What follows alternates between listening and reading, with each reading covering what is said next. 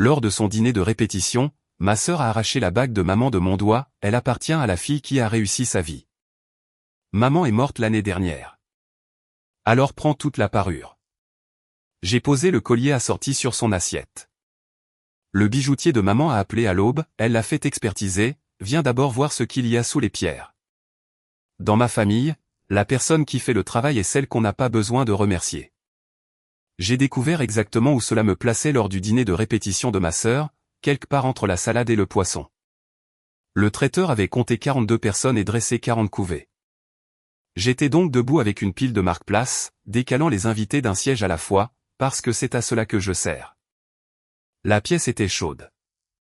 La cire coulait sur les côtés des photophores et s'accumulait sur la nappe, le groupe jouait quelque chose de doux au ballet, et chaque carte que je déplaçais portait l'écriture de ma sœur à l'encre d'or.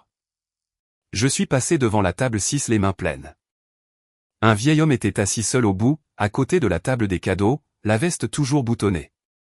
Il avait fabriqué la majeure partie de ce que ma mère possédait, c'est pourquoi ma sœur l'avait mis sur la liste des invités. Elle voulait qu'il examine les bijoux avant qu'un expert n'y touche, et elle voulait que ce soit fait gratuitement.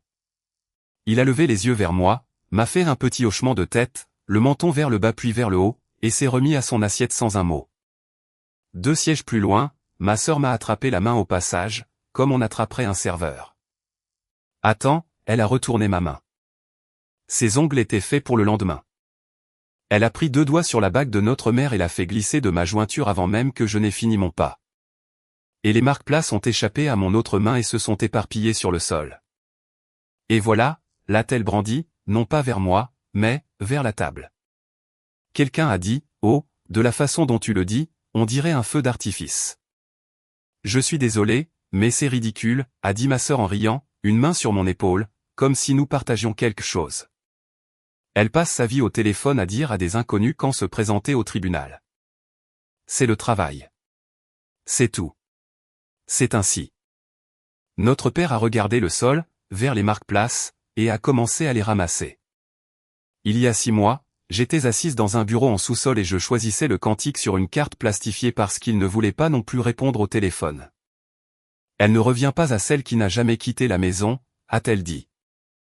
Elle revient à la fille qui a réussi sa vie. Ma mâchoire s'est crispée. Je l'ai laissé faire. C'était tout ce que l'extérieur verrait. Tu as raison, on ne devrait pas la séparer, ai-je dit. Elle se retournait déjà vers sa table. Elle s'est retournée à nouveau. J'ai mis mes 2 mains derrière mon cou, j'ai défait le fermoir du collier, celui qui assortissait, celui que notre mère mettait 2 fois par an, et je l'ai retiré avant que quiconque ne sorte un appareil photo, et je l'ai posé sur l'assiette de ma sœur, sur le poisson, puis je me suis redressé. C'est une parure, ai-je dit. Tu devrais prendre la totalité. 42 personnes dans une pièce chaude, et chacune d'entre elles regardait ses mains se refermer dessus. Je n'ai pas élevé la voix, et ce n'était pas parce que je suis gentille. Il y avait une chose dans cette pièce qui devait encore atteindre l'endroit où ma mère voulait qu'elle aille, et une scène l'aurait placée quelque part où je ne pourrais pas la suivre. À la table 6, le bijoutier de notre mère avait cessé de faire semblant de manger. Le téléphone a sonné à 5 heures du matin alors que ma main était déjà dessus.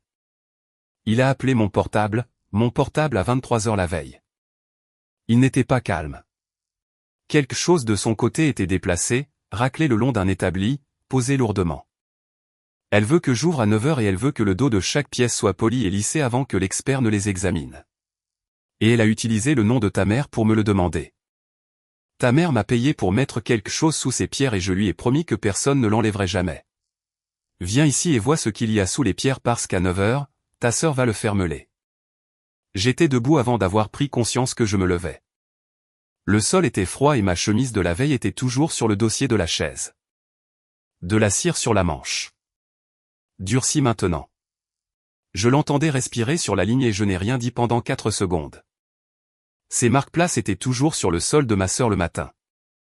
À l'encre d'or, 42 marque-places pour 40 sièges.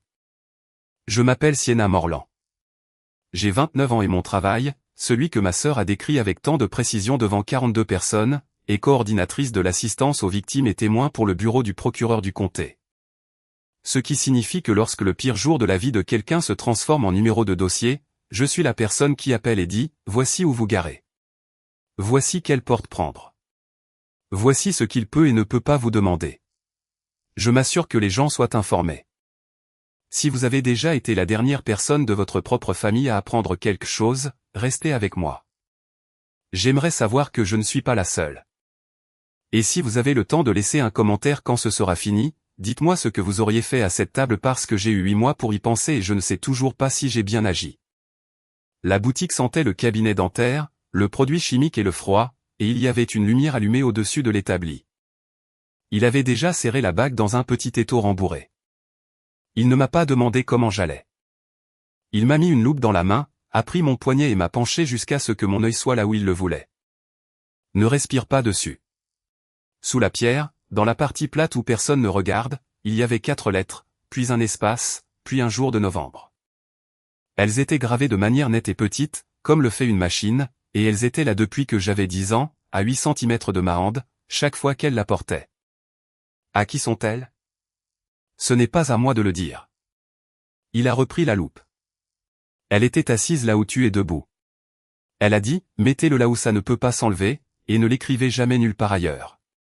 J'ai fait le calcul de la date pendant le trajet du retour et j'ai obtenu une année dont je n'avais aucune raison de savoir quoi que ce soit. Il conservait un registre, 40 ans de registre. Chaque travail, chaque réparation, des croquis collés, des doubles au carbone jaunissant sur les bords. Il est revenu à la page où figuraient les 4 pièces dessinées au crayon d'une main plus ferme à l'époque, et à côté du dessin se trouvait un talon de facture. La parure n'avait pas été payée par ma mère. Elle avait été payée par virement depuis le compte de fiducie d'un cabinet d'avocats du centre-ville en un seul versement. Et le nom de ma mère figurait sur la ligne en dessous qui disait « Au profit d'eux ». Ma mère a travaillé en équipe dans une blanchisserie industrielle pendant 30 ans et ne s'est jamais rien acheté qui vienne dans une boîte. « Tu comprends ce que tu regardes ?» m'a-t-il demandé. « Non, pas encore », ai-je dit. À 9h moins 4 minutes, depuis le siège conducteur de ma voiture de l'autre côté de la rue, j'ai regardé ma sœur porter une enveloppe rembourrée dans cette boutique, ses lunettes de soleil toujours sur le nez. J'avais 90 secondes pendant qu'elle se garait pour décider. Et j'avais déjà décidé que si j'entrais là-bas, elle sortirait tout de cette enveloppe et conduirait jusqu'à un kiosque de centre commercial dans le comté voisin pour le faire faire par un gamin avec une meule de polissage en 20 minutes, et il n'y aurait plus aucune trace de quoi que ce soit. Nulle part, jamais. Si je restais où j'étais, elle le remettrait à un homme qui documente les biens des autres depuis avant ma naissance, qui photographierait chaque dessous, inscrirait l'état dans un bon de travail, puis lui tendrait un stylo. Je l'ai regardé signer. Elle l'a fait debout, sans lire, comme on signe pour un colis. Elle est ressortie 9 minutes plus tard avec l'enveloppe sous le bras et son téléphone déjà à l'oreille, et elle souriait à quelque chose que quelqu'un lui disait, et elle s'est engagée sur la route sans regarder à gauche. Je l'ai laissé signer. Je veux être honnête là-dessus parce que c'est la première chose que j'ai faite délibérément et tout ce qui a suivi est né de ce matin-là. La bague de ma mère est passée sous une meule à 9h et je suis resté assise de l'autre côté de la rue, les mains sur les genoux, à laisser faire parce qu'une rayure est une chose qu'on peut effacer, mais une signature est une chose qu'on ne peut pas effacer. Elle s'est mariée cet après-midi-là. Ma sœur a passé 9 minutes du matin de son mariage à s'assurer que les initiales d'une femme morte disparaissent d'une bague, puis elle est allée se faire coiffer. Je n'y suis pas allé. Personne n'a appelé pour demander pourquoi. Ma mère portait cette bague un jour par an, le 11 novembre. Elle la mettait avant d'aller travailler comme un manteau, la portait pendant son quart de travail et la retirait à l'évier ce soir-là pour la poser sur le rebord de la fenêtre au-dessus de l'évacuation. Et quand j'étais petite, elle me laissait la tenir pendant qu'elle faisait la vaisselle. Je lui ai demandé une fois ce jour-là. Elle a dit que c'était un bon jour pour se rappeler d'être prudente. C'était toute la réponse. Je l'ai eu chaque année jusqu'à ce que j'arrête de demander. Il y avait une brûlure sur le dos de sa main droite, ancienne et luisante, et les doigts de cette main ne se refermaient jamais complètement. Elle ne pouvait pas manipuler le fermoir de ce collier. Elle se tenait dans la cuisine en le maintenant contre sa clavicule, le menton baissé, sans rien dire jusqu'à ce que quelqu'un le remarque et s'approche. Elle est morte en septembre dans un hôpital à 40 minutes de mon appartement. Et je l'ai appris par une publication. J'étais dans une salle d'attente pour témoin cet après-midi-là avec une femme qui s'apprêtait à identifier le propriétaire de son fils. Et mon téléphone était face contre table parce que c'est la règle que je donne aux autres. Quand je l'ai retourné, il y avait 19 notifications et la première était celle de ma sœur. Une photo de ma mère au mariage de quelqu'un et en dessous le mot « paisiblement ». Et en dessous, 41 personnes lui avaient déjà présenté leurs condoléances. Elle avait mon numéro. Elle a mon numéro depuis qu'elle est au lycée. 4 jours plus tard, j'étais assise dans un bureau en sous-sol de la chambre funéraire et je choisissais un cantique sur une carte plastifiée. Le genre de carte qui a été manipulée tant de fois que les coins sont mous, parce que mon père ne voulait pas répondre au téléphone et que ma sœur était sur le lieu de la réception. À ce moment-là, elle détenait la procuration de notre mère depuis 7 mois. Elle l'avait prise en février quand les résultats des examens sont tombés et elle s'était montrée très aimable à ce sujet. Je vais m'occuper des parties ennuyeuses. Elle s'occupait du courrier, de la banque, des assurances, des boîtes dans le placard. Je ne me suis battu pour rien de tout cela. Je m'assieds en face de 900 personnes lors de la pire semaine de leur vie. Et ceux qui se font détruire sont ceux qui commencent à frapper dès la première heure. Alors, je n'ai pas frappé. J'ai commencé à compter. 2 jours après la boutique, ma sœur m'a laissé avoir une boîte. C'est le verbe exact. J'avais demandé par écrit 4 fois depuis octobre les papiers personnels de notre mère. Ce qui est arrivé, c'est un carton d'archives sur le béton devant mon immeuble avec mon nom sur du ruban de masquage en travers du couvercle, livré par quelqu'un qu'elle paie, et un texto sous une photo du carton, c'est tout ce qui restait, ne dis pas que je ne t'ai jamais rien donné. À l'intérieur se trouvait une boîte à café en fer blanc remplie de boutons, 3 bulletins paroissiaux, une brique de reçu de pharmacie retenue par un élastique et 18 ans de déclaration d'impôt dont les annexes avaient été retirées. Et au fond, à plat dans une enveloppe en craft amollie le long du pli, 19 pages qui étaient toutes la même page. Elles arrivaient une fois par an en février sur le papier à en tête d'une compagnie de rente viagère de l'Iowa. Chacune était une seule ligne sous un numéro de contrat. Contrat en vigueur. Paiement à jour selon l'échéancier. Aucun montant, aucun nom de bénéficiaire. Aucune adresse pour répondre. La dernière datait de février de l'année dernière. Et quelqu'un, ma mère, avec sa mauvaise ande, au point que le stylo avait traversé le papier sur le trait descendant, avait mis une petite coche à côté de « à jour ». 19 ans d'une femme ouvrant une enveloppe par an pour s'entendre dire qu'une chose dont elle ne pouvait pas parler continuait d'exister. Je m'assieds sur le sol de ma cuisine avec ces pages étalées par ordre chronologique et je n'arrivais pas à en comprendre la forme. Ma mère n'avait pas d'argent. Ma mère avait une voiture de 300 000 km. Ma mère travaillait en équipe. Quel que soit ce contrat, elle n'était pas payée par lui. Elle était rassurée par lui. Et quelqu'un avait cessé de la rassurer parce qu'après février de l'année dernière, il n'y avait plus rien. J'ai appelé le numéro figurant sur l'entête le lendemain matin pendant ma pause, debout dans la cage d'escalier où la réception est mauvaise, et une femme très agréable m'a dit qu'elle ne pouvait pas discuter d'un contrat avec quelqu'un qui n'y était pas parti. J'ai dit que j'étais la fille de la titulaire du contrat et que la titulaire était décédée. Elle m'a dit qu'elle était très désolée pour ma perte. Elle l'a dit 2 fois et les 2 fois, on aurait dit que c'était écrit devant elle. Il y a un mur dans ce pays entièrement fait de « très désolé ». Je connais ce mur mieux que quiconque. Je me tiens de l'autre côté pour gagner ma vie, un téléphone à la main, à dire à la mère de quelqu'un quelle porte utiliser. Alors, la chose suivante que j'ai faite, je l'ai faite un mardi après-midi sur mon temps personnel, au bureau du greffier du tribunal d'un comté où je ne travaille pas, sur une borne publique où n'importe qui avec un permis de conduire peut s'asseoir. J'ai des accès au travail. J'aurais pu taper 4 lettres dans un système sur mon bureau et avoir une réponse en 90 secondes sans que personne ne s'en rende compte. J'ai pesé le pour et le contre sur le parking pendant un long moment, le moteur éteint. Voici ce qui m'a arrêté, chaque semaine, je m'assieds avec des gens à qui l'on demande d'avoir confiance dans le fait que le système n'est pas quelque chose dans lequel on peut piocher si l'on connaît la bonne personne. Si j'y piochais ne serait-ce qu'une fois, même pour cela, même pour une femme qui est morte, la fois suivante où je dirais à quelqu'un que le dossier est le dossier et que personne n'y obtient de faveur, je lui mentirais, je le saurais et cela s'entendrait dans ma voix. Elle ne m'enlèverait pas la seule phrase de ma vie qui a de la valeur. Donc, borne publique, index des affaires, le nom de l'entreprise qui exploitait la blanchisserie où ma mère travaillait, cherché sur une plage d'années autour de la date sous la pierre. Il y en avait une déposée en novembre de cette année-là, close au printemps suivant. La majeure partie était sous-scellée. Ce qui n'était pas sous-scellé, c'était le registre des actes, qui est la liste de tout ce qui s'est passé. Et le registre en disait assez. Il y avait eu une chaudière. Il y avait eu une explosion. Il y avait eu un mort et 4 blessés.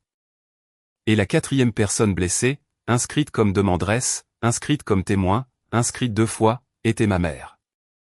Elle n'en avait jamais dit un mot, pas une seule fois en 20 ans, à aucune table.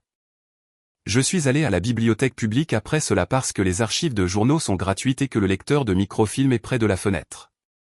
L'article est paru pendant 3 jours. Première page, puis page 4, puis un paragraphe. Un appareil sous pression dans la salle des machines, une chef d'équipe qui y est entrée 2 fois. La 2e fois qu'elle est sortie, elle portait un homme et il était déjà parti, et elle avait plaqué sa hanche droite contre une conduite de vapeur pour passer la porte. J'ai lu cela debout. Mes genoux étaient bloqués et je continuais à lire. L'avis de décès est paru ce samedi-là, j'en ai fait une copie et je m'assieds dans ma voiture sur le parking de la bibliothèque avec la copie sur le volant et le morceau de papier sur lequel j'avais écrit les 4 lettres dans la boutique. 4 lettres, 2 prénoms et 2 noms de famille, reliés par un trait d'union, comme on met un trait d'union quand on a décidé que son enfant porterait les 2. Tous les 4 dans l'ordre, correspondant. Il avait 30 ans. Il était à l'usine depuis 11 mois, et la dernière ligne de l'avis de décès, celle qu'on met quand il n'y a rien d'autre à dire, disait qu'il laissait dans le deuil son épouse, qui attendait leur premier enfant pour le printemps. Un homme est mort en novembre. Sa fille est née en avril, et lorsqu'elle a poussé son premier cri, il n'y avait plus personne de vivant qui avait entendu son père prononcer son nom à haute voix parce que la seule personne présente lorsqu'il a cessé de respirer était une chef d'équipe avec la hanche sur une conduite de vapeur. Et cette chef d'équipe a passé les 2 décennies suivantes assise à la table de ma cuisine sans rien dire du tout. J'ai sorti la photo du talon de facture de mon téléphone et je l'ai regardé à nouveau sur le parking de la bibliothèque. Au profit de, virement d'un seul versement depuis le compte de fiducie d'un cabinet d'avocats le janvier suivant ce mois de novembre. Elle n'a pas acheté de bijoux avec. C'est la partie que j'ai mal comprise pendant une semaine entière parce que j'avais classé ma mère sous une étiquette dans ma tête pendant la majeure partie de ma vie d'adulte, et cette étiquette était « femme dure qui ne s'explique pas ». On lui a donné de l'argent pour qu'elle se taise. Puis elle a pris une partie de cet argent pour aller voir un homme au coin de la rue qui réparait sa montre depuis qu'elle était jeune. Et elle lui a fait graver les initiales d'un homme mort et le jour de sa mort sous la surface de 4 objets où aucun expert ne regarde et aucun appareil photo ne va. Et elle en a porté un ce jour-là chaque année pour le reste de sa vie et a dit à une enfant de 10 ans que c'était un bon jour pour se rappeler d'être prudente. Elle a construit une preuve. Elle l'a construite en métal parce que le papier leur appartenait. Le bijoutier m'a laissé m'asseoir à l'arrière et consulter son registre. Il a le droit de garder ses propres archives et d'en faire des copies pour qui il veut. Et il m'a fait un jeu de copies sur le scanner à plat dans le coin. Et il ne m'a rien fait payer. Et il ne m'a posé aucune question sur ma sœur. Le dessin au crayon portait une note dans la marge de sa hand, 4 pièces inscription US. Demande client. Pas de doc. En dessous, la date à laquelle elle était venue et en dessous, dans une encre différente ajoutée plus tard, le client précise de ne retirer à aucun moment par aucune partie. Elle vous a fait écrire cela. Elle me l'a fait écrire 2 fois, a-t-il dit. Une fois pour moi et une fois pour la copie du dossier. Je ne savais pas pourquoi. Je pensais qu'elle faisait du drame. Ce n'était pas une femme dramatique. Non, ai-je dit, elle ne l'était pas. Le numéro de contrat sur ces 19 lettres annuelles était le même numéro de contrat chaque année. Et la dernière qui disait, à jour, datait de février de l'année dernière. Ma mère est entrée à l'hôpital pour la première fois 3 semaines après l'arrivée de cette lettre. Ma sœur a pris la procuration le même mois. J'ai de nouveau étalé les lettres annuelles sur le sol ce soir-là, et j'ai regardé l'espace vide au bout de la rangée où la suivante aurait dû se trouver. Et j'ai compris que quoi que ce soit qui tournait silencieusement et intact depuis 2 décennies avait cessé de tourner en juin dernier. Et juin dernier, ce n'était pas la mort de ma mère. Juin dernier, c'était 3 mois avant la mort de ma mère, alors qu'elle était encore à l'étage de cette maison à prendre des pilules dans une boîte en plastique avec les jours de la semaine écrits dessus, en étant prise en charge. Je n'ai pas de mots pour le son que j'ai émis. Ce n'était pas des pleurs. Mon voisin a frappé. Voici ce que j'ai fait ensuite. Et cela a coûté $9,80. J'ai écrit une page au service de gestion des contrats d'une compagnie de rente viagère dans l'Iowa. Je n'ai pas demandé d'argent. Je n'ai accusé personne de quoi que ce soit. Je n'ai pas mentionné ma sœur, mon père, la bague, la boutique, ni un seul mot sur une chaudière. J'ai posé 2 questions numérotées avec le numéro de contrat en haut. 1. L'adresse de paiement enregistrée pour ce contrat a-t-elle été modifiée à un moment quelconque au cours des 24 derniers mois? 2. Si oui, à quelle date et par qui le changement a-t-il été soumis?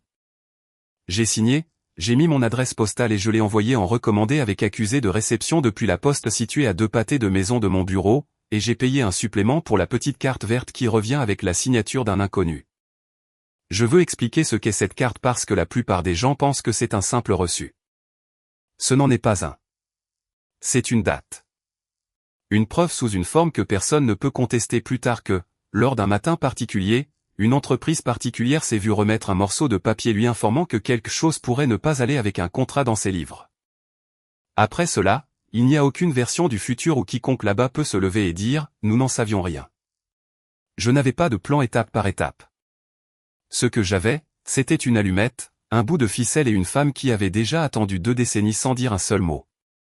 Le reçu est revenu 9 jours plus tard avec une initiale et une griffe sur la ligne de signature, et je l'ai collé sur mon réfrigérateur avec un aimant en forme de pêche, et je suis allé travailler pendant 3 semaines. Rien ne s'est passé et ma sœur a été magnifique. Elle avait vendu les boucles d'oreilles avant la fin du mois. Je le sais parce que l'inventaire de la succession qu'elle a déposé les listes et indique ce qu'elle a obtenu, et le chiffre est inférieur à ce que notre mère avait payé pour la parure à une époque où $1 valait $1. Elle a mis l'album de mariage en ligne. 400 photographies d'un jour où je n'étais pas présente. Elle a envoyé un message collectif à 11 personnes pour savoir qui lui devait encore une adresse pour les cartes de remerciement, et j'étais dedans, ce que j'ai compris comme étant le but de la démarche. Et un jeudi, elle m'a appelé, chaleureuse comme du bon pain, pour me dire qu'elle espérait que je ne ferais pas d'histoire pour cette histoire de bijoux. C'est du métal, Sienna. C'est littéralement du métal. Ça l'est, ai-je dit. Tu fais toujours ça. Tu te tais et puis tout le monde doit deviner. Je ne devine rien du tout. Bien, a-t-elle dit. Parce que honnêtement, l'argent est déjà engagé. Il y a un silence particulier sur une ligne téléphonique quand quelqu'un entend sa propre phrase arriver une demi-seconde après l'avoir prononcée. Elle l'a comblé. Le mariage n'est pas payé, a-t-elle dit. Évidemment, la compagnie de l'Iowa a répondu 3 semaines plus tard. La lettre comptait 4 paragraphes et était extrêmement polie. Elle confirmait la réception de ma correspondance. Elle indiquait que la compagnie ne pouvait pas discuter des conditions, du statut ou de l'administration du contrat avec quiconque n'y était pas partie ou représentait légalement une partie. Elle citait par numéro d'article une clause de confidentialité figurant dans l'accord de règlement sous-jacent. La clause de ma mère, celle qu'elle avait signée avec sa hand encore bandée. Elle avait signé un morceau de papier qui l'a fait taire pendant 20 ans. Et ce même morceau de papier s'étendait 2 décennies plus tard pour me fermer poliment la porte au nez sur du papier à en-tête. Je suis resté avec cela toute une nuit. Puis, un lundi, j'ai extrait le registre civil de notre comté parce que je fais cela comme d'autres vérifient la météo. Et il y avait un nouveau dossier avec le nom de ma sœur. C'était une requête. Elle demandait à un juge d'approuver la vente des paiements restants dans le cadre d'un règlement structuré à une entreprise qui rachète l'avenir et vous en paie une fraction aujourd'hui. Les paiements restants s'élevaient nominalement à un peu plus de $300 000. L'offre était de $68 500. La requête indiquait que la bénéficiaire n'avait pas pu être localisée. En pièce jointe se trouvait le contrat de transfert et sur sa dernière page, au-dessus de la ligne qui dit « Vendeur », se trouvait la signature de la bénéficiaire datée de mars. Lisez ces 2 choses dans l'ordre où quelqu'un les a agrafées. Une femme introuvable avait cédé son propre avenir 9 semaines avant que quiconque ne prétende être parti à sa recherche. Il l'avait déposé dans notre comté au lieu du sien aussi, ce qu'on est autorisé à faire que lorsque la bénéficiaire n'a pas de comté propre, ce à quoi servait l'autre déclaration sous serment. Parce qu'attaché derrière tout cela, notarié, se trouvait une déclaration sous serment de recherche diligente. Le nom de mon père était tapé sous la ligne de signature. La signature de mon père y figurait. Mon père avait juré devant un notaire dans une agence bancaire qu'une jeune femme avait été recherchée et n'avait pas pu être trouvée. Je sais comment lire l'un de ces documents. J'ai guidé des gens à travers eux pendant des années. Je sais ce qui arrive à quelqu'un qui en signe un qui est faux. Je m'assieds dans ma voiture dans un parking couvert, le plafonnier allumé, et j'ai lu le nom de mon père 6 fois. Il y a 8 mois, il ne voulait pas répondre au téléphone pour m'aider à choisir un cantique. Il a répondu au téléphone pour cela. L'avocat spécialisé en succession que j'ai payé $400 pour voir la semaine suivante a été correct. Il a lu la requête, la déclaration sous serment, mes 19 lettres annuelles et le talon de facture, puis il a tout remis dans la pochette et a aligné les bords. Vous n'avez pas qualité pour agir, a-t-il dit. Vous n'êtes pas la bénéficiaire. Vous n'êtes pas la propriétaire. Votre mère l'était, l'intérêt de propriété est dans la succession, et votre sœur est la représentante personnelle de la succession. Pour ce tribunal, vous êtes un membre du public. Je comprends. Vous pouvez contester l'exécutrice. Cela prendra 1 an, coûtera plus cher que ce que vous avez et vous perdrez probablement. Je comprends cela aussi. La plupart des gens crient à ce moment-là. Je sais, ai-je dit, et j'ai remis la pochette dans mon sac. C'est moi qui leur dis de ne pas le faire. Il m'a raccompagné. Dans l'ascenseur, il a dit la chose que disent les gens corrects, à savoir que parfois, il n'y a tout simplement rien à faire. Il y avait une chose à faire. La date de l'audience était imprimée en bas de la requête en caractères de 8 points, comme l'information la plus importante l'est toujours. La 3e semaine d'août, 9 h du matin, salle d'audience 3. Chacune de ces requêtes de transfert comporte la même exigence en son centre. Et ce n'est pas compliqué, ce n'est pas facultatif, et c'est la seule raison pour laquelle toute la procédure existe. Avant qu'un juge ne puisse laisser quiconque vendre l'avenir de quelqu'un, la personne dont c'est l'avenir doit en être informée. Avant que je ne fasse quoi que ce soit à ce sujet, ma sœur est venue me demander une faveur. Elle est venue à mon immeuble pour demander. Elle ne vient jamais à mon immeuble. Elle se tenait dans le petit hall avec le panneau d'interphone cassé et l'odeur du dîner de quelqu'un qui descendait de la cage d'escalier. Et elle avait amené notre père avec elle et il se tenait près des boîtes aux lettres, les mains dans sa veste, comme un homme qui attend un bus. J'ai besoin d'une faveur et j'ai besoin que tu ne sois pas bizarre. D'accord. Les cartes de remerciement. Il y en a 42 et le papetier veut les adresses d'ici le 14. Et le traiteur n'arrête pas d'appeler à la maison pour son solde, papa décroche et ensuite papa m'appelle. Elle l'a dit légèrement, comme on demanderait à quelqu'un d'arroser une plante. Et honnêtement, tu es doué pour ça. Tu es doué pour dire aux gens où aller. Au fond du couloir, une machine à laver est passée en essorage et le sol a vibré. Tu veux que j'écrive tes cartes de remerciement et les enveloppes? Tu fais si bien les petites cartes. J'ai regardé notre père. Il a regardé les boîtes aux lettres. Non, ai-je dit. Sienna. Tu m'as demandé une faveur. C'est la réponse. Son visage a fait une chose que j'ai vue exactement 2 fois dans ma vie.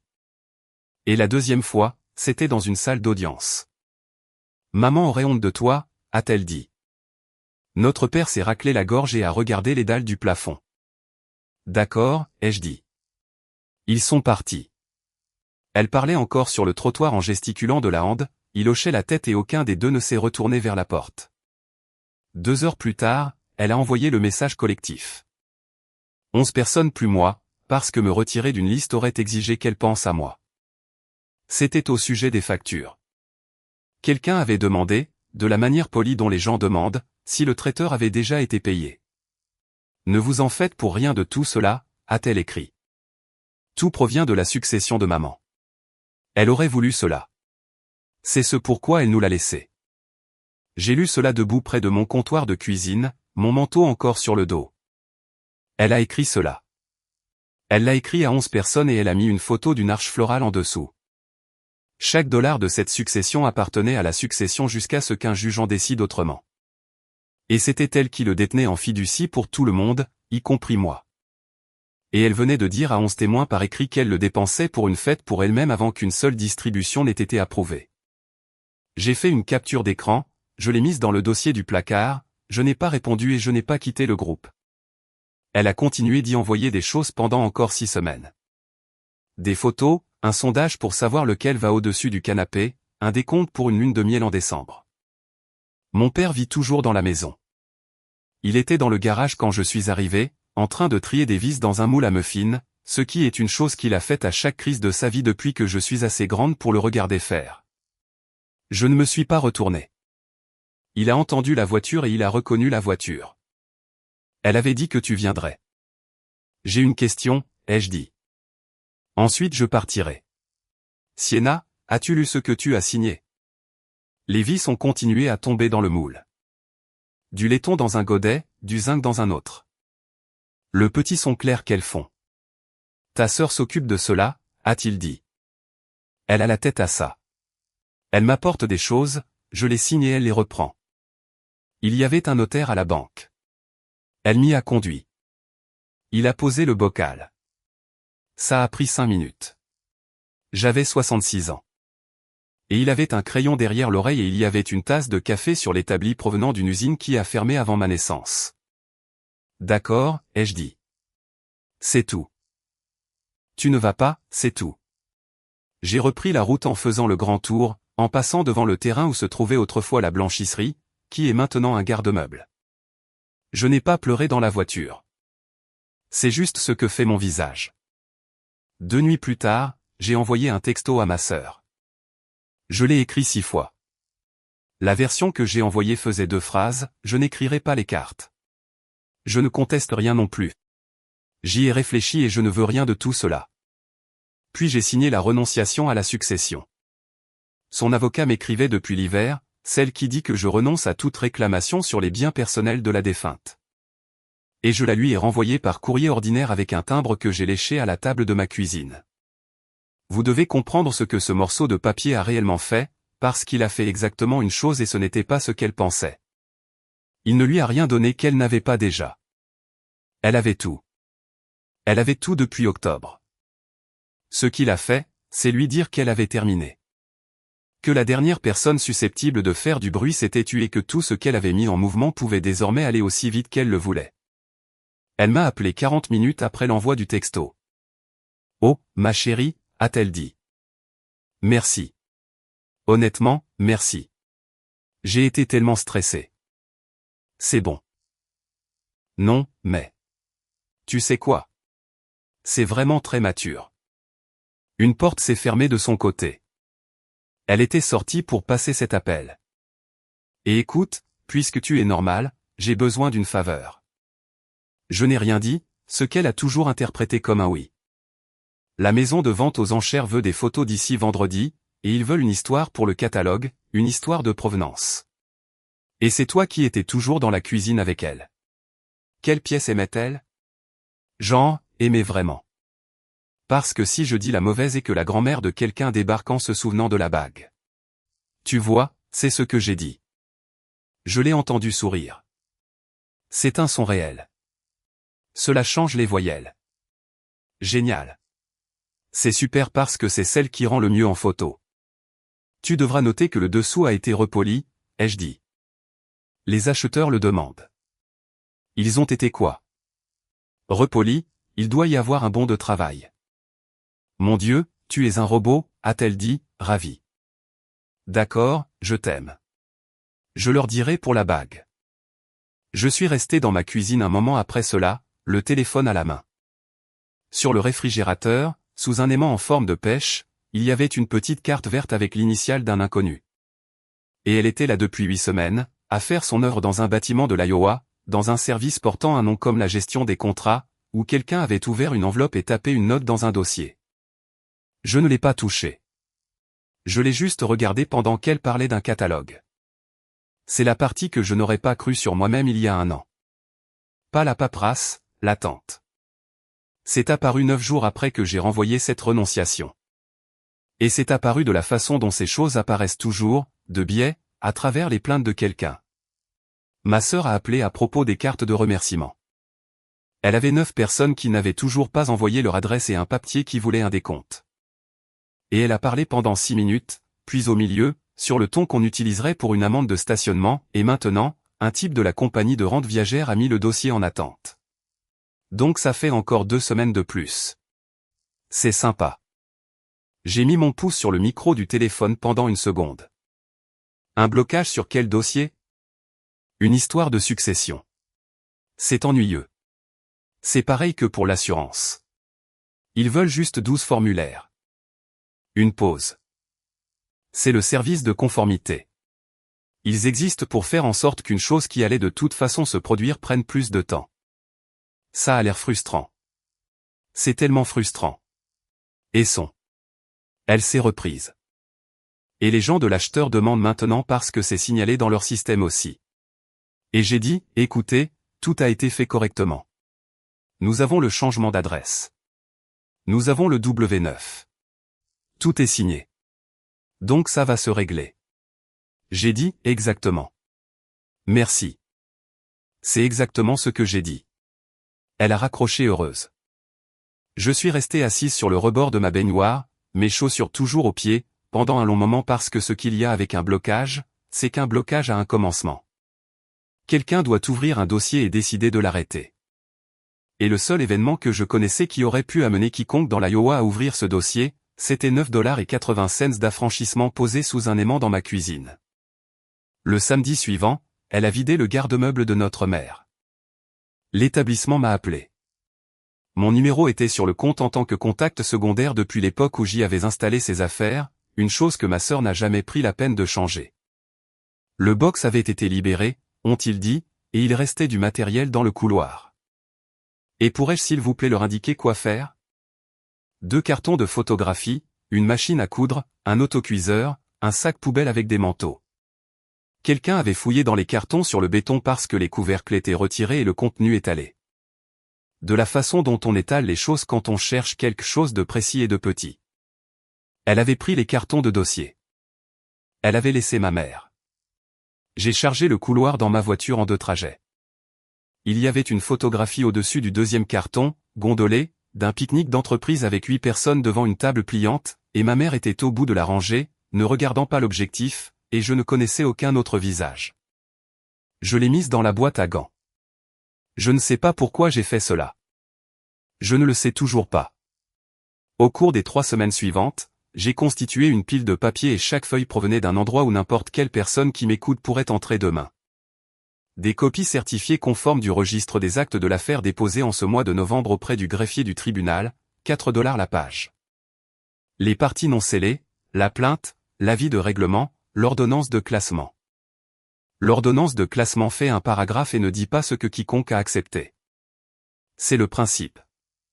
La comptabilité de la tutelle du tribunal des successions du comté voisin parce que lorsque de l'argent est payé au profit d'un mineur, quelqu'un doit en rendre compte à un juge chaque année et ces comptabilités sont publiques et un greffier sortira le dossier.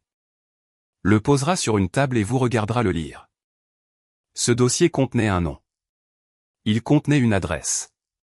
Il contenait 18 ans de relevés annuels montrant 1140 $ par mois provenant d'une compagnie de rente viagère de l'Iowa, augmentant de 3% par an, versés sur un compte détenu par une jeune veuve pour sa fille. Et il contenait une comptabilité finale déposée en avril de l'année dernière fermant la tutelle parce que la fille avait eu 18 ans et que l'argent lui allait désormais directement. Avril de l'année dernière. 2 mois plus tard, ma sœur a déposé un changement d'adresse de paiement et un W9 sur un contrat qu'elle avait trouvé dans un carton de dossier dans le placard de sa mère mourante. Elle ne l'a pas volé à une enfant. Elle a attendu que l'enfant devienne adulte. Au seul moment en 18 ans où la paperasse devait changer de main, elle a mis sa main dans le vide. Les copies du registre du bijoutier, l'avis de décès, le talon de facture avec le compte de fiducie du cabinet d'avocat, la requête et la déclaration sous serment imprimée du registre public, 12 pages, le nom de mon père à la page 9. Je gardais cela dans un simple dossier accordéon dans un placard de mon appartement et je n'ai envoyé une seule page de cela à une seule personne pendant 6 jours, et ce fut la chose la plus difficile que j'ai jamais faite de mes mains.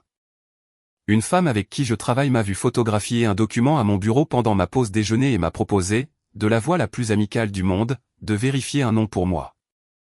C'était de bon cœur. Elle a une fille. Elle m'offrait 9 secondes de son mot de passe. Non, ai-je dit. Sienna. C'est une vérification de registre.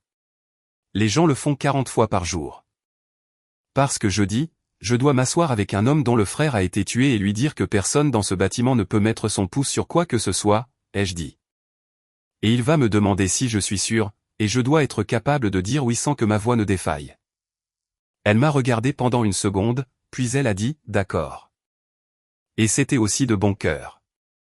Tout ce que j'avais, je l'avais parce qu'un greffier l'avait tendu à travers un comptoir à un membre du public. Si cela finissait un jour devant un juge, il n'y aurait pas une seule page sur laquelle quiconque pourrait poser une question laide. Et cela comptait pour moi pour des raisons concernant ma mère que je n'ai comprises que bien plus tard. Le mari de ma sœur est venu à mon appartement un mardi soir, 5 semaines avant l'audience. Je n'avais jamais été seul dans une pièce avec lui. Il travaille pour l'entreprise qui rachète les paiements. Il n'est pas avocat. Il est ce qu'ils appellent un gestionnaire de dossier, ce qui signifie qu'il est la personne qui vous parle au téléphone jusqu'à ce que vous signez. Il avait une veste sur le bras et une bouteille de vin, ce qui est le détail sur lequel je reviens sans cesse. Elle ne sait pas que je suis là, a-t-il dit. Je me tenais sur le pas de la porte. Zené, tu peux rester là. Il a ri comme si j'avais fait une blague. Puis il s'est arrêté parce que je n'en avais pas fait. Écoute, c'est devenu bizarre et je ne pense pas que ça ait besoin de l'être. Il a déplacé la veste. Les pièces, la parure. J'aimerais les racheter à la succession et te les donner. 12 000 $ personnellement de ma poche et personne n'a plus besoin d'en parler. Elles sont déjà vendues. 3 le sont, une ne l'est pas. Il m'a observé. La bague est toujours dans le tiroir. Pourquoi ferais-tu cela? Parce que tu es ma belle-sœur maintenant, et j'aimerais commencer cette histoire proprement. Je n'ai presque rien dit pendant les 4 minutes suivantes. La plupart des gens ne peuvent pas supporter un silence sur le pas d'une porte, et ceux qui sont venus dire quelque chose finiront par le dire si vous ne les aidez tout simplement pas. Il a parlé du stress qu'elle subissait, du fait que la succession avait été un cauchemar, qu'il y a toujours un actif qui devient une histoire pas possible, et du fait que sa propre entreprise se montrait ridicule au sujet d'un dossier. Le service de conformité a renvoyé quelque chose, a-t-il dit, pour rien, pour une lettre. Un tiers a écrit et maintenant il y a toute une révision et mon nom est sur la fiche d'entrée, alors merci. Ça a l'air sérieux. Ce n'est pas sérieux. C'est la procédure. Mais c'est mon nom et c'est moi qui lui ai dit que c'était un dossier propre. Il s'est frotté l'œil. C'est un dossier propre. Il y a un changement d'adresse signé dedans. Signé par qui? J'ai levé les yeux et c'était là, la demi-seconde exacte où un homme entend la pièce changer de température. Par la bénéficiaire, a-t-il dit, évidemment, non. Il a laissé le vin sur le paillasson. Je ne l'ai ramassé que le lendemain matin. J'ai enregistré toute la conversation sur mon téléphone à partir du moment où j'ai ouvert la porte. Je vis dans un état où une partie à une conversation peut l'enregistrer. Et j'étais l'une des parties, je n'avais pas besoin de sa permission et je ne la lui ai pas demandé. Cela se trouvait dans un dossier sur mon téléphone à côté d'une photo d'un dessin au crayon et d'un scan d'une carte verte avec l'initiale d'un inconnu. 3 choses distinctes dans 3 endroits distincts. Toutes les 3 silencieusement en feu et pas une seule d'entre elles à moi d'allumer 2 fois.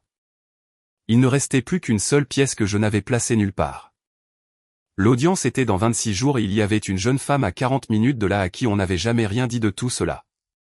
L'adresse dans le dossier de tutelle était un duplex sur une rue de duplex, du grillage, un panier de basket sans filet, quelqu'un 2 portes plus loin qui utilisait une scie sur table. Je me suis garé en face à 16h et je suis resté assise là pendant 1h10 sans sortir de la voiture.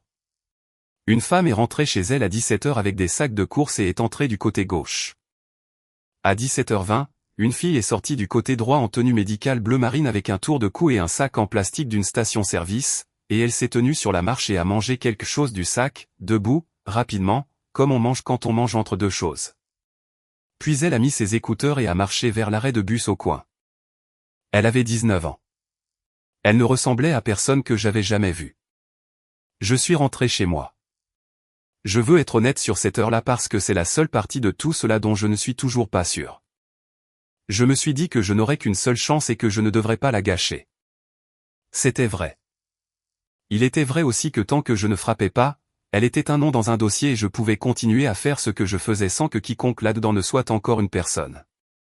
Y suis retourné 4 jours plus tard, un dimanche à 11h du matin, et j'ai frappé. Elle a ouvert la porte intérieure et a laissé la porte moustiquaire fermée, ce qui est correct. C'est ce que je dis aux gens de faire. Oui. Je m'appelle Sienna Morland. Je ne veux rien de vous et je ne vends rien. J'ai besoin d'environ 3 minutes et ensuite je partirai et vous n'avez pas à ouvrir la porte pour quoi que ce soit. Elle ne l'a pas fait. Elle se tenait derrière le grillage, une onde toujours sur la poignée. D'accord, a-t-elle dit. 3 minutes. Il y a de l'argent qui vous est versé chaque mois depuis avant que vous ne puissiez vous en souvenir. Cela s'est arrêté l'été dernier. Sa hand s'est retirée de la poignée. C'était un fonds, a-t-elle dit. C'était un fonds et il s'est épuisé quand j'ai eu 18 ans. Qui vous a dit cela? Personne ne me l'a dit, a-t-elle dit rapidement. C'est juste que ma mère disait toujours que c'était un fonds d'après mon père. Et puis quand j'ai eu 18 ans, c'était censé me revenir et c'est venu 2 fois et puis ça s'est arrêté. Et j'ai appelé le numéro sur le papier et le type a dit que l'adresse enregistrée avait été mise à jour. Et il ne pouvait rien me dire d'autre parce que je devais vérifier. Et j'ai fait le truc de vérification à partir du dossier que j'ai rempli en avril quand j'ai eu 18 ans, celui avec ma signature sur chaque page. Et puis il a dit que les informations du compte avaient changé et de contacter le. Elle s'est arrêtée. J'ai mis longtemps à arrêter d'appeler. 14 mois. Avez-vous dit à votre mère que ça s'était arrêté? Elle a assez à faire. Un haussement d'épaule qu'elle avait clairement fait devant un miroir à un moment donné. C'est bon. J'ai pris des gardes de nuit à la blanchisserie de l'hôpital. Je fais un cours à l'automne au lieu de 4. C'est franchement bon. C'est un semestre. À travers le grillage, il y avait une table de cuisine derrière elle avec un ordinateur portable dessus, un cahier à spirale et un de ces organisateurs en plastique bleu avec les jours de la semaine. J'ai besoin de vous demander encore une chose et ensuite j'ai fini. D'accord. Est-ce qu'il arrive quelque chose en novembre? Elle s'est immobilisée complètement. Comment savez-vous cela? Je ne le sais pas. C'est pour cela que je demande. Elle a été silencieuse pendant une seconde. Puis elle s'est éloignée de la porte et est revenue avec une boîte à chaussures. Et elle l'a tenue de son côté du grillage pour que je puisse la voir sans qu'elle ait à me tendre quoi que ce soit. Et à l'intérieur se trouvaient des enveloppes dressées sur la tranche, serrées les unes contre les autres avec un élastique autour de tout le paquet. Chaque novembre, a-t-elle dit, depuis que je suis petite, ma mère me les lisait. Une page, manuscrite, jamais signée, pas d'adresse de retour. Et ce n'est pas glauque. Ce n'est pas comme ça. C'est juste des faits. Du genre, il gardait des chaussettes sèches dans son casier pour quiconque arrivait mouillé. Du genre, il appelait la chaudière le vieil homme. Des trucs que personne ne s'inventerait. Elle a regardé la boîte dans ses propres mains. L'année dernière, il n'y en a pas eu, a-t-elle dit. Alors je me suis dit que quiconque c'était était mort. Je me suis tenu sur une marche en béton au soleil et je n'ai pas dit un mot pendant ce qui a semblé être un long moment. Et derrière moi, la scie sur table de quelqu'un a redémarré. Il y a une date d'audience, ai-je dit. La 3e semaine d'août au tribunal du comté où je travaille. C'est à propos de cet argent. Personne ne vous en a parlé, et quelqu'un était censé le faire. Qui fait ça? Je vais tout vous envoyer par écrit. Je ne vais pas rester sur votre marche et vous raconter une histoire que vous ne pouvez pas vérifier. J'ai fait un pas en arrière pour descendre du béton. Vous recevrez une enveloppe cette semaine, lisez-la, et ne croyez pas un seul mot de ce qu'elle contient sur ma seule parole, apportez-la à un avocat, et si vous n'en avez pas, le numéro du bureau d'aide juridique sera trombonné sur la première page.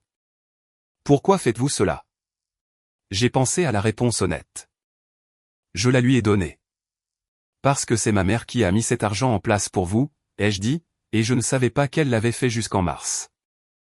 Elle m'a regardé à travers le grillage pendant environ 4 secondes. Puis elle a fermé la porte et j'ai entendu le verrou, ce qui est aussi correct et ce que je dis aussi aux gens de faire.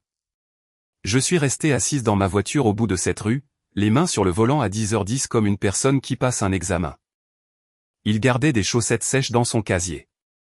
Il y avait une femme sur cette terre qui savait cela de lui et elle le portait derrière une clause depuis 20 ans, l'envoyant une phrase à la fois, une fois par an, non signée, depuis une table de cuisine à 40 minutes de là.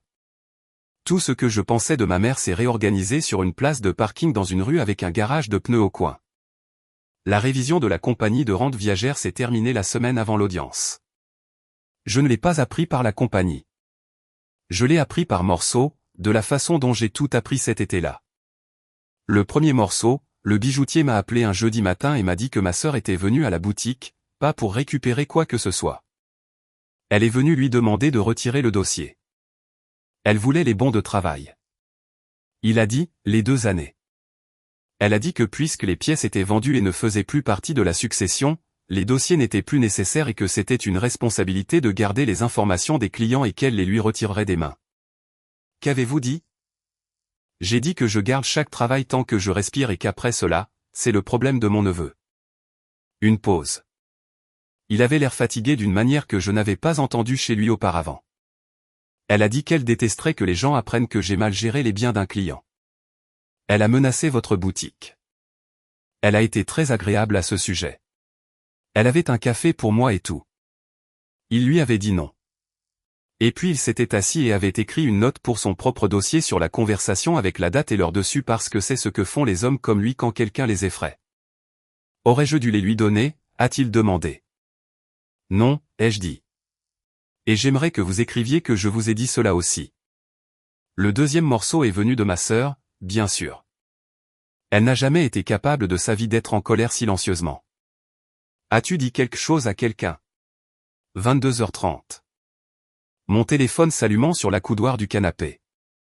À quel sujet? Ne fais pas ça. Ne fais pas cette voix. Du vent de son côté. Elle était devant un restaurant. Il y a un blocage et maintenant il y a un audit et ils ressortent les signatures d'un dossier du printemps dernier. Et est-ce que tu comprends que tout doit être bouclé ce mois-ci où l'avocat du traiteur dépose plainte et c'est mon nom qui est sur ce contrat, pas le sien. Je ne sais rien sur un dossier. Il est dans l'Ohio depuis 8 jours, a-t-elle dit. Et j'ai compris qu'elle parlait de son mari et qu'elle n'avait pas eu l'intention de me dire où il était. 8 jours. Tu sais ce qu'ils font aux gens qui sont signalés? Ils les mettent quelque part jusqu'à ce que ce soit fini. Ça a l'air dur. Tu aimes ça? Je n'aime rien du tout, ai-je dit. Et c'était vrai. Et c'est l'une des rares phrases de tout cet été que je redirai exactement de la même façon. Elle pleurait à la fin de l'appel. Pas pour lui, pour le traiteur. Le troisième morceau, je l'ai lu moi-même plus tard quand tout a été au dossier. Une révision interne au sein d'une compagnie de rente viagère de l'Iowa, ouverte le 9e jour après l'arrivée d'une lettre recommandée au service des contrats. A comparer la signature figurant sur un formulaire de changement d'adresse de paiement soumis en juin de l'année dernière au spécimen que la bénéficiaire avait elle-même fourni à la compagnie 2 mois plus tôt. Le dossier de bénéficiaire adulte qu'elle avait signé page par page en avril, le mois où la tutelle s'est fermée et où l'argent est devenu le sien. Elle ne correspondait pas. Elle n'était pas proche. Quiconque avait signé ce formulaire n'avait jamais vu comment la bénéficiaire signe son nom. Il y avait exactement un endroit sur cette terre où regarder. Un dossier dans un tiroir dans l'Iowa rempli à une table de cuisine en avril par une jeune fille de 18 ans de la Ronde et appliqué de quelqu'un qui n'avait presque jamais eu à signer quoi que ce soit. Et la personne qui avait rempli ce formulaire de juin n'avait pas regardé. Elle avait copié un nom sur un dossier judiciaire et l'avait écrit de la façon dont elle écrit le sien. C'est une chose qu'on ne peut pas contester. Cela s'en fiche de ce que vous ressentiez pour votre sœur en grandissant. J'ai posté l'enveloppe 18 jours avant l'audience. Recommandé avec accusé de réception à un duplex à 40 minutes de là. À l'intérieur, une copie complète de la requête, les 12 pages imprimées du registre public, y compris la pièce jointe avec le nom de mon père à la page 9. Une copie de l'avis d'audience avec la date et la salle d'audience entourée une fois au stylo. Une copie de la comptabilité finale de la tutelle. Le numéro du bureau d'aide juridique trombonné sur le devant. Et en dessous, le numéro de la ligne d'orientation du barreau de l'État parce que j'ai appris à ne jamais donner une seule porte à quelqu'un. Et au-dessus, une demi-feuille de papier avec 2 lignes dessus, ceci est une audience sur de l'argent qui vous appartient. Elle a lieu le 17 août à 9h du matin dans la salle d'audience 3. Rien d'autre. Pas d'argument, pas de s'il vous plaît, pas un seul mot sur ma sœur, ma mère, mon père ou moi. J'ai vu une centaine de personnes se faire remettre la pire enveloppe de leur vie. Et la chose qui décide de la façon dont elles y survivent n'est presque jamais ce qu'elle contient. C'est selon qu'on leur a dit ou qu'on les a manipulées. Puis j'ai fait la dernière chose. J'ai appelé la ligne de conformité de la société d'achat. Le numéro est sur leur site web en bas, en gris. Et lorsqu'un jeune homme a répondu, je lui ai donné le titre de l'affaire, le comté, le numéro de registre, ainsi que la date et l'heure de l'audience. Et j'ai dit que c'est fait figurer au registre public et que je ne faisais aucun signalement ni aucune allégation de quelque nature que ce soit. Il a demandé qui appelait. J'ai donné mon nom et je l'ai appelé. C'était tout l'appel. Cela a pris 2 minutes. Chaque mot était une information qu'un inconnu aurait pu lire sur un écran dans le hall d'un tribunal. Mais il y a une différence entre une chose qui est publique et une chose qui est connue. Et cette différence, c'est un coup de téléphone, et je l'ai passé debout dans ma cuisine en regardant une carte verte sous un aimant en forme de pêche. Il y a eu une autre visite et je l'ai faite le samedi avant l'audience, et c'est la partie de cette histoire sur laquelle on m'a le plus interrogé. La belle-mère de ma sœur vit dans un pavillon avec une rampe pour fauteuil roulant que son mari a construite avant de mourir. Elle a une 60aine d'années. Elle enseigne à l'école du dimanche. Son nom est sur un compte bancaire qui reçoit $1140 par mois depuis juin dernier. Et je savais de sources sûres qu'elle n'avait aucune idée de ce que c'était. Je le savais parce qu'elle avait dit à tout le dîner de répétition qu'elle aidait les jeunes en gardant une partie de l'argent du mariage pour que ce ne soit pas taxé 2 fois. Étage 42 personnes avaient ri et elle avait ri aussi. Elle m'a reconnu, s'est troublée et a commencé à s'excuser pour le dîner. Je ne suis pas là pour ça, ai-je dit. Je vais dire une chose et ensuite je vais partir et j'aimerais que vous l'entendiez exactement comme je l'ai dit. Elle tenait la porte des 2 mains. Lundi, il va y avoir une audience. Et après cette audience, des gens vont vouloir vous parler d'un compte sur lequel figure votre nom. Avant que cela n'arrive, vous devez prendre votre propre avocat aujourd'hui si vous le pouvez. Pas le sien, pas le leur, pas celui de la famille, le vôtre. Je n'ai pas ma chérie, je n'ai pas d'avocat. Le bureau d'aide juridique ouvre à 9h et il y a une permanence à l'université communautaire les mardis soirs. J'avais écrit les 2 sur une fiche cartonnée. Je la lui ai donnée. Ne me parlez pas non plus. Je ne suis pas de votre côté. Je ne suis juste pas disposé à être la raison pour laquelle personne ne vous l'a dit. Elle a regardé la fiche, puis elle a dit doucement, est-ce qu'il a des ennuis? Demandez à un avocat, ai-je dit, et je suis redescendu par sa rampe. J'aurais pu en dire plus. J'aurais pu en dire moins. J'aurais pu la laisser s'y engager de la façon dont ils ont laissé une fille de 19 ans s'engager dans un trou de 14 mois en appelant cela un fond qui s'est épuisé. Il y avait une version de moi qui le voulait. Je suis rentré chez moi à la place, j'ai repassé une chemise le dimanche soir et j'ai préparé le dossier accordéon, mon badge et mes clés sur la table près de la porte de la façon dont je les prépare chaque jour ouvrable de ma vie. L'audience était à 9h et je n'avais pas qualité pour agir, pas de siège à aucune table et rien à déposer. J'allais m'asseoir au fond. La salle d'audience 3 est la petite au 2e étage avec la mauvaise climatisation et le banc qui grince au 3e rang. Je m'y suis assise peut-être 400 fois. Je sais quelle planche dans l'allée est mal fixée. Ma sœur est entrée à 9h moins 10 en robe bleu marine avec son avocat et un dossier, et elle présentait bien. Elle s'était coiffée.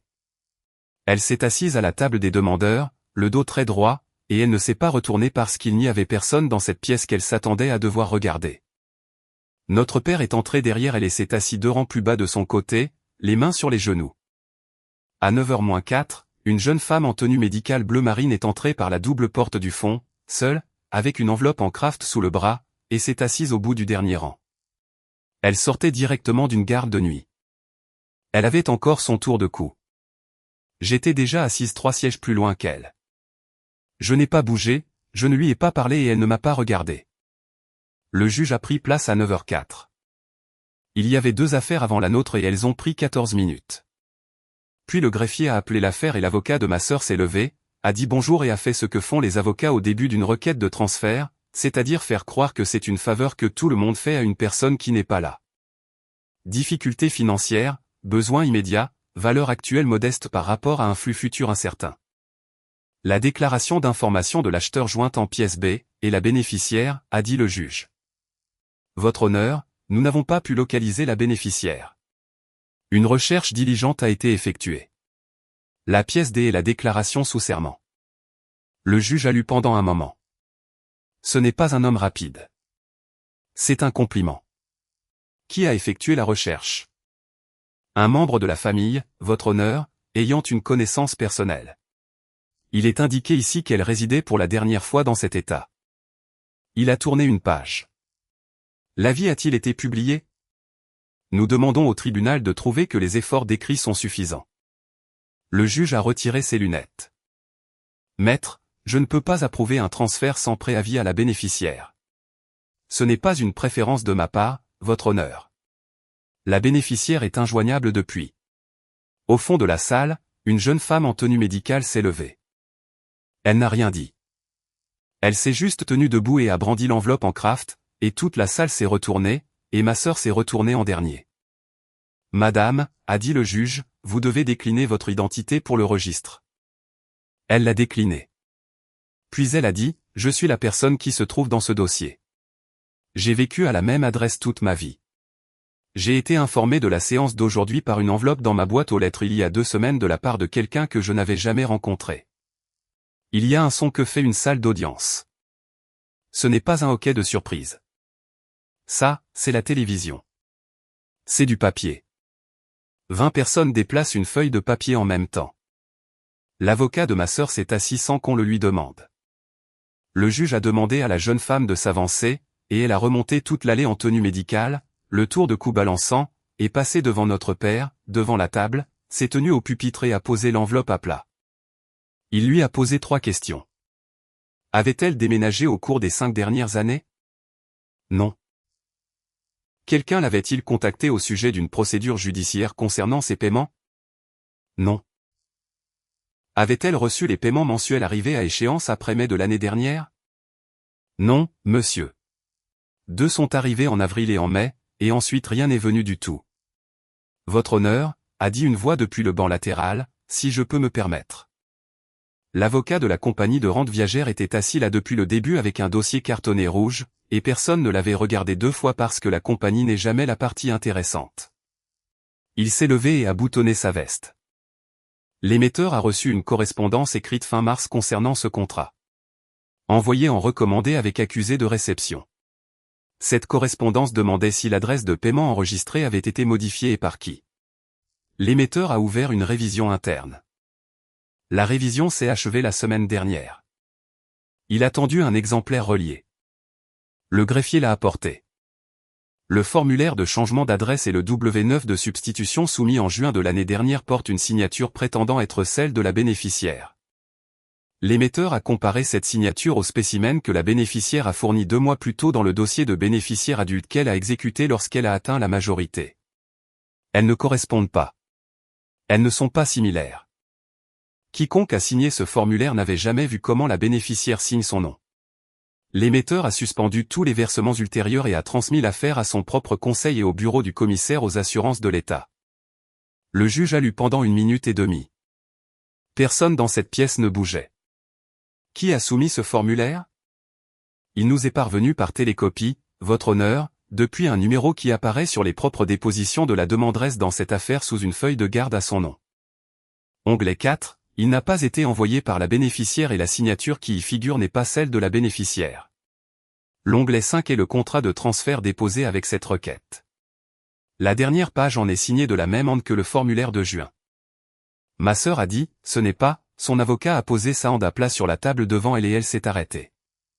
C'est la partie que les gens me demandent toujours de décrire. Et il n'y a rien à décrire. Elle n'a pas crié. Elle n'a rien avoué.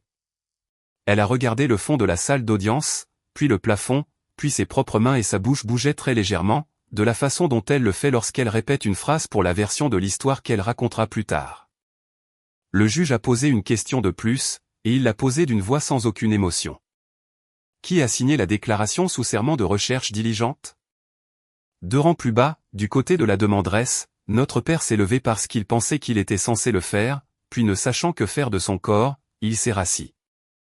Le juge a rejeté la requête et a fait inscrire au registre que l'avis était vicié et que la déclaration sous serment à l'appui était fausse sur sa face même. Il a ordonné que le dossier et la révision soient transmis au bureau du procureur du district et qu'une copie soit envoyée à la division des successions concernant l'administration de la succession. Il a fixé une audience sur la révocation de la représentante personnelle pour le mois suivant. Puis il a fait la chose à laquelle je n'avais pas pensé du tout, et il l'a faite en regardant la jeune femme au pupitre. Madame, rien de ce qui s'est passé dans cette salle aujourd'hui ne vous a coûté quoi que ce soit. Vous avez droit au paiement et l'émetteur va les reprendre. Si quelqu'un vous dit le contraire, c'est à cela que sert la transcription. Elle a dit « merci ». Elle l'a dit comme si on lui tendait un reçu dans le couloir. Ma sœur est passée devant moi, son téléphone déjà à l'oreille, elle s'est arrêtée, m'a regardé et pendant 1 seconde, j'ai pensé qu'elle allait dire quelque chose d'énorme. Tu ne pouvais pas juste me laisser avoir une seule chose, a-t-elle dit. C'était tout. C'était toute la phrase. Je n'ai pas répondu et je ne vais pas prétendre que c'était de la force. Il n'y avait rien en moi avec quoi le dire. L'avocat de la compagnie de rente viagère a emmené la jeune femme au bout du couloir près de la fenêtre, et je me suis tenu assez loin pour être correct et assez près pour entendre parce qu'elle s'est retournée vers moi une fois et ne m'a pas dit de partir. J'ai bien fait. Il a expliqué les choses 2 fois, et il n'a pas utilisé un seul mot qu'elle aurait eu à chercher dans un dictionnaire. J'ai expliqué que l'accord de règlement produit par la mort de votre père comporte une clause de confidentialité, et qu'elle a des dents. Si la bénéficiaire en divulgue les termes, les paiements restants sont confisqués. J'ai expliqué qu'il ne s'agissait pas d'une menace et que cela n'avait rien à voir avec aujourd'hui parce que ces clauses prévoient toujours des exceptions pour les divulgations protégées sous assignation, sous ordonnance du tribunal, à votre propre avocat, à une administration fiscale. À un enquêteur. Vous avez témoigné parce qu'un juge vous a posé des questions dans sa salle d'audience, a-t-il dit. Rien de ce que vous avez dit aujourd'hui ne touche à cette clause. Rien. Elle a hoché la tête. Puis elle a posé la question que je n'avais pas été assez intelligente pour poser, alors, c'est fini? J'ai été silencieuse une seconde de trop. Cette requête est terminée, a-t-il dit. Ce n'est pas ce que j'ai demandé. Il a mis ses mains dans ses poches. Une requête peut être retirée et déposée à nouveau. Autre comté, autre juge, un dossier plus propre, un préavis en bonne et due forme pour vous, une déclaration sous serment qui dit les bonnes choses. Si quelqu'un a un contrat d'achat, un avocat et 18 mois de patience, il peut revenir à la charge. Il peut simplement recommencer. Il y aurait un préavis la prochaine fois. Vous pourrez vous y opposer à chaque fois, a-t-elle dit. Pendant 17 ans. Chaque fois que quelqu'un décide d'essayer. Je ne vais pas vous mentir, a-t-il dit. La seule chose qui y met fin définitivement, c'est si les termes de cet accord sont au registre public. Si chaque acheteur et chaque juge de cet État peut le consulter et voir à qui appartiennent les paiements et pourquoi ils existent, alors personne n'achète et personne ne dépose de dossier dessus, jamais. Cela devient sans valeur pour tout le monde sauf pour vous. Alors je devrais le mettre au registre. Vous ne pouvez pas, a-t-il dit doucement. Dès le moment où vous divulguez les termes en dehors d'un canal protégé, une déclaration à un reporter, un dépôt public que vous faites vous-même, la clause de déchéance se déclenche. Vous perdriez les paiements restants, la totalité. 17 ans. Elle a regardé par la fenêtre. En bas, sur la place, un homme installait un stand de hot-dog. 17 ans, a-t-elle dit. Oui. Combien cela représente-t-il au total? La totalité? Il le lui a dit. Jusqu'aux centaines parce qu'il avait l'échéancier dans la pochette. Elle a dit, d'accord. Elle l'a dit de la façon dont on dit d'accord quand quelqu'un vous dit que votre voiture va prendre un jour de plus. Puis elle lui a demandé un morceau de papier et il lui a donné un bloc-notes légal et elle s'est assise sur le banc en bois devant la salle d'audience 3 en tenue médicale, le bloc sur les genoux, et a écrit pendant environ 20 minutes. Je ne l'ai pas arrêté. Y ai beaucoup repensé depuis. Je me tenais à 3 mètres de là avec la valeur des connaissances d'un avocat sur ce qu'elle faisait et sans diplôme d'avocat et je ne me suis pas approché.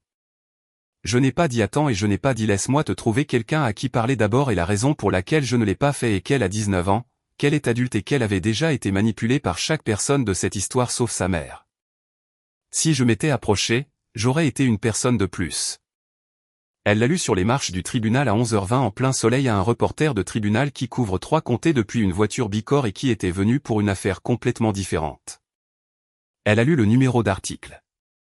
Elle a lu le paragraphe sur la non-divulgation. Elle a lu la phrase décrivant ce que l'accord avait acheté et à qui et ce qui avait été réservé pour l'enfant de l'homme qui était mort. Et elle a lu la date de l'explosion. Et elle a lu le nom de son père à haute voix 2 fois. Une fois au début et une fois à la fin, elle n'a pas sauté une ligne.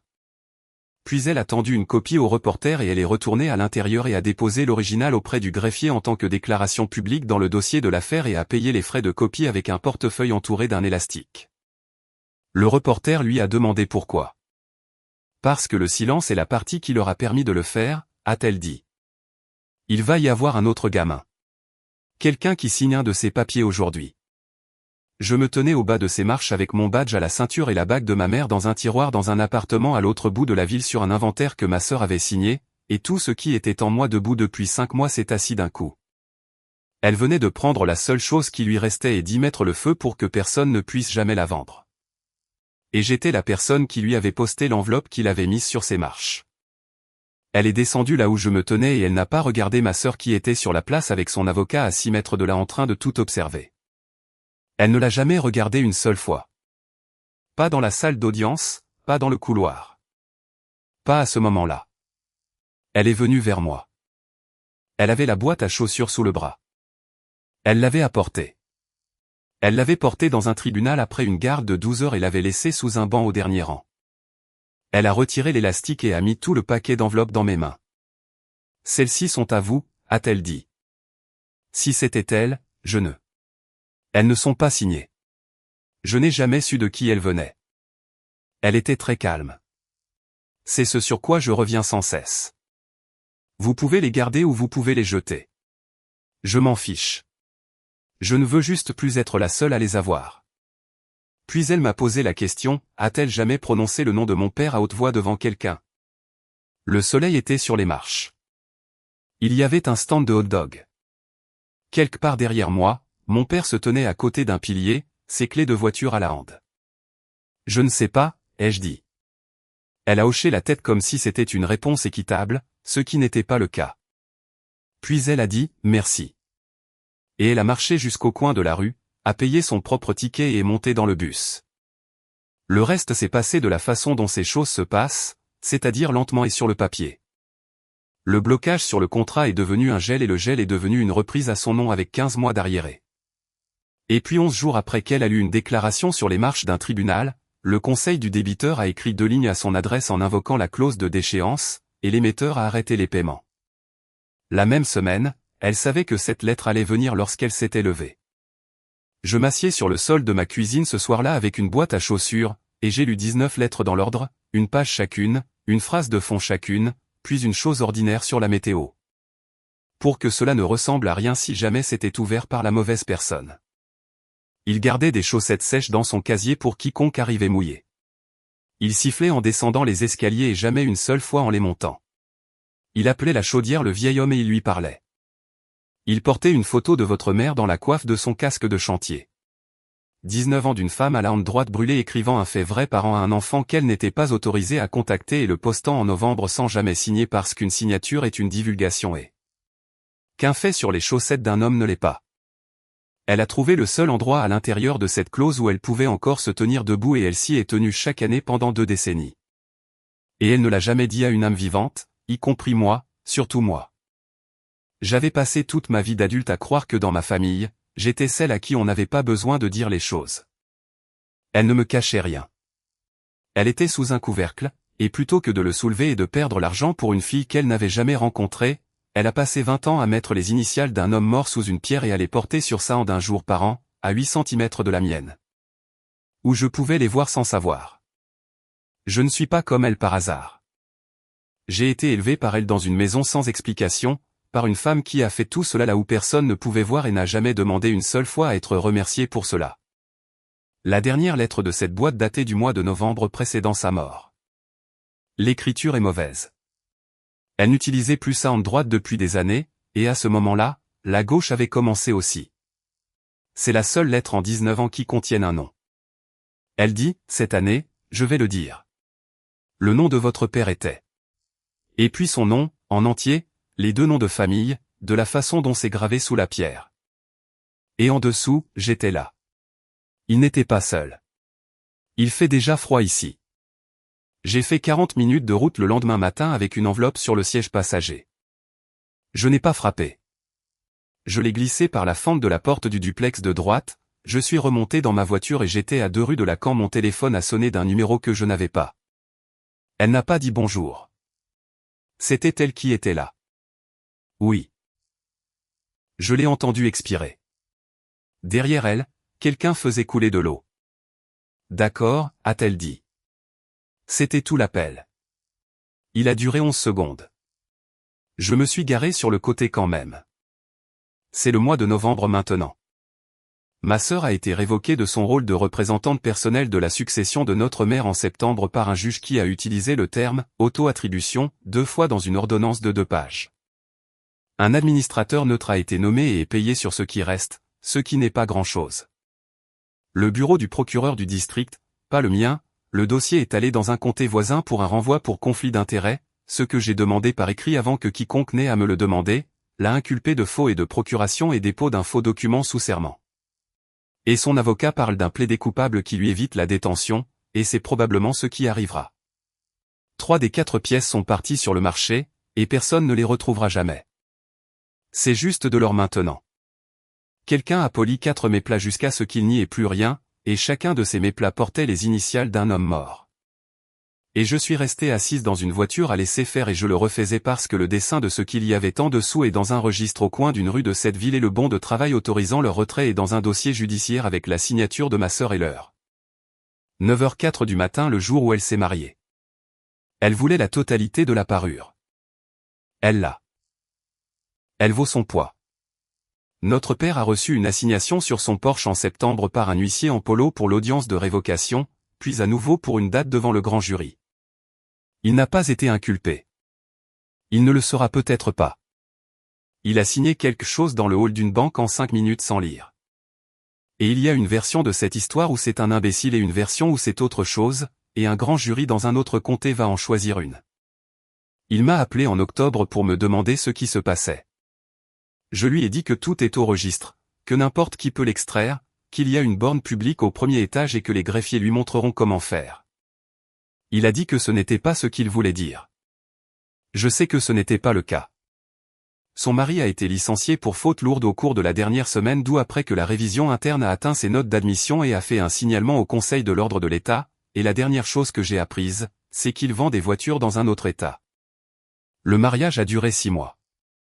Elle a demandé le divorce en octobre et chaque fournisseur non payé de ce mariage a porté plainte après elle et tout s'est effondré sur elle seule parce qu'elle avait signé chacun de ses contrats elle-même, debout, sans les lire. La belle-mère de ma sœur a pris un avocat le lundi, un vrai, de la permanence, une femme qui a jeté un œil au relevé de compte et l'a mise devant les enquêteurs avant que quiconque n'ait à venir la chercher. Elle a témoigné en octobre. Elle a gardé sa maison. Son fils ne lui a pas parlé depuis, et elle m'a arrêté devant le supermarché en novembre pour me dire cela et pour me demander si je pensais qu'elle avait fait ce qu'il fallait. Je lui ai dit que je n'étais pas la personne à qui le demander et que j'espérais que cela s'arrangerait. La jeune femme en tenue médicale bleu marine est toujours de nuit. Elle a perdu 17 ans. La lettre est arrivée, 2 lignes, polie de la façon dont cette compagnie est toujours polie, et il n'y a pas de recours parce qu'elle a fait la chose en sachant ce qu'elle faisait. Elle suit 2 cours maintenant au lieu d'un à l'université communautaire, payé mois par mois. Elle s'est présentée à la première partie de l'examen en octobre, celui pour les personnes qui inspectent les appareils sous pression et les chaudières, elle l'a réussi et il lui en reste 3 autres, et l'ingénieur d'usine de l'hôpital a accepté de valider ses heures. Elle m'a dit ce qu'elle veut. Debout sur un parking en octobre avec ses clés dans la hande, de la voix plate de quelqu'un qui a déjà décidé et ne demande pas de réaction. Elle veut être la personne qui entre dans une salle de machine, pose une hande sur une machine et dit « Celle-ci aujourd'hui, hors service ». L'histoire est parue en page 3 d'un journal que 3 comtés lisent encore, puis elle est repassée sur une dépêche. Et en octobre, le bureau d'un législateur a appelé le reporter au sujet d'un projet de loi sur les clauses de confidentialité dans les règlements impliquant des mineurs. À savoir si l'on peut légalement rédiger une disposition qui retire les paiements d'un enfant pour avoir dit la vérité sur leur provenance.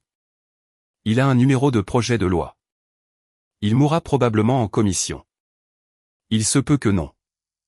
J'ai racheté la bague de ma mère le 4 novembre pour $1850 lors d'une vente de succession menée par un administrateur neutre dans une pièce avec des chaises pliantes, un panneau d'enchères à la hande comme tout le monde. Elle a été expertisée au prix du métal et de la pierre parce qu'il n'y avait plus rien dessus.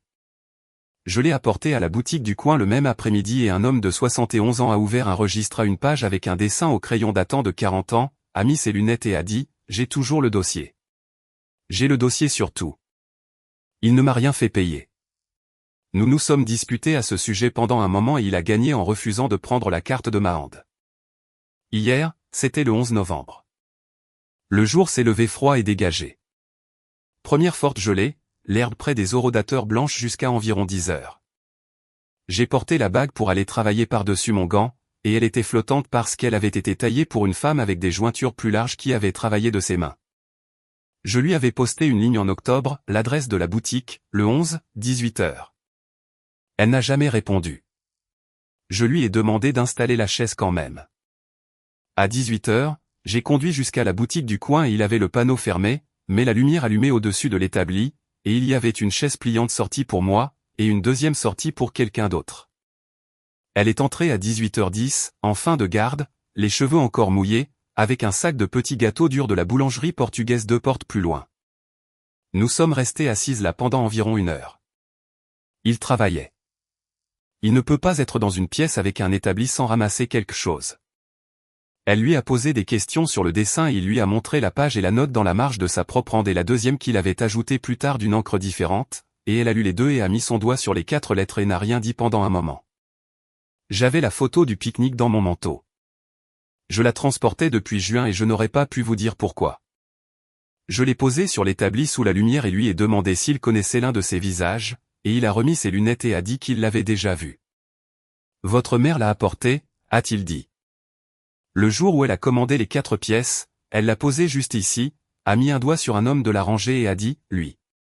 Il a mis son propre doigt là où le sien avait été, le troisième en partant de la gauche, en chemise de travail, plissant les yeux au soleil. La bouche ouverte sur un mot que personne n'a écrit.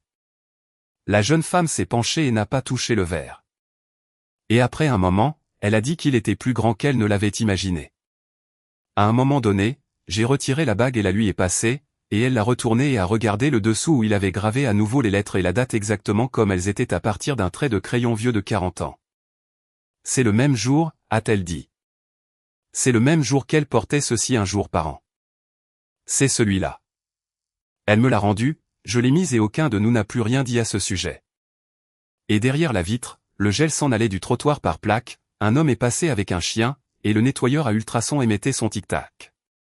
Pendant 29 ans, j'ai été celle de ma famille à qui on ne disait rien.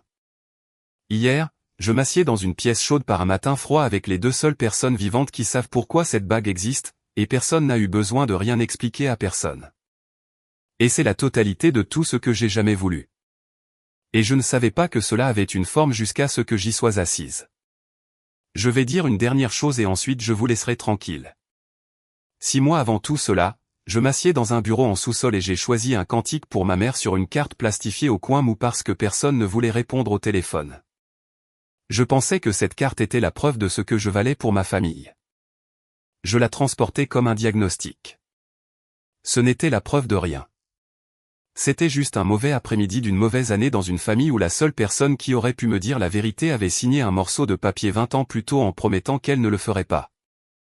Si vous êtes assis là ce soir avec votre propre version de cette carte, l'anniversaire où personne n'a appelé, la nouvelle que vous avez apprise par une publication, le siège qui n'a pas été dressé.